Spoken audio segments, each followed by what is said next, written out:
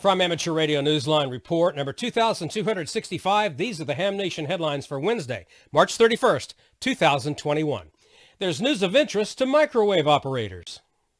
There's good news for hams who enjoy operations on the frequencies between 3.3 and 3.45 gigahertz. Amateur radio operators may continue using this segment of the band indefinitely. The FCC's announcement this month is seen by many, including the ARRL, as an alternative to ham radio's removal from the entire band. It also adds 50 more megahertz than the FCC's original proposal for amateur secondary operations on the band. Meanwhile, auctions seeking commercial 5G buyers have begun for frequencies between 3.45 and 3.55 gigahertz. And amateurs have been told to cease secondary operation in the 3.45 to 3.50 gigahertz band 90 days after public notice is given that the auction has closed and licensing has commenced. The FCC has identified 3.45 gigahertz as the frequency at which the band will be split. Hams will continue to operate in the band's lower frequencies while the FCC reviews whether or not to reallocate that part of the spectrum later. Newsline anchor Jim Dameron, N8 TMW reporting. Across the pond, the amateur radio license is getting a new look in the UK, and hams there are getting a sneak peek.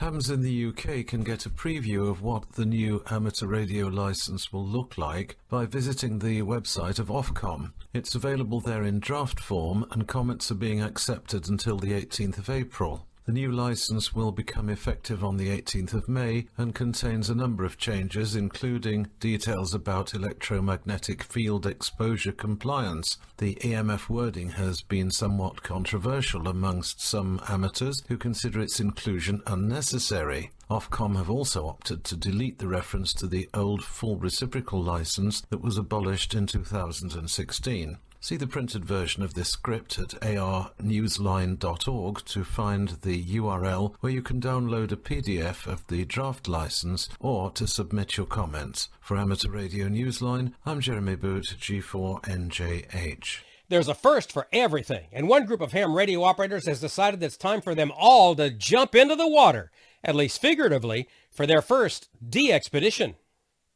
This is going to be a summer of firsts for the amateur radio team descending on C6A, Islands on the Air with designator NA048 and FL05, also known as Bimini Island in the Bahamas. According to DJ N4RRR, one of the organizers, it will be a first D-expedition for everyone on the team, which includes some disabled military veterans. DJ said that because the Caribbean island is also a prime tourist destination, some of the hams will be bringing their wives for vacation activities. The hams have applied to use the call sign C6AHA. He said some of their antennas will be positioned to enable Europe, Pacific Islands, and Australia to get C6A in their logs. DJ told Newsline, quote, "We plan to light up C6A for everyone to get it in their logbooks," adding that we hope people will be nice and forgiving with us and let us make the most of this trip, being first-timers receiving pileups. The trip is scheduled for July 14th through the 21st. For Amateur Radio Newsline, I'm Jack Parker, W8ISH.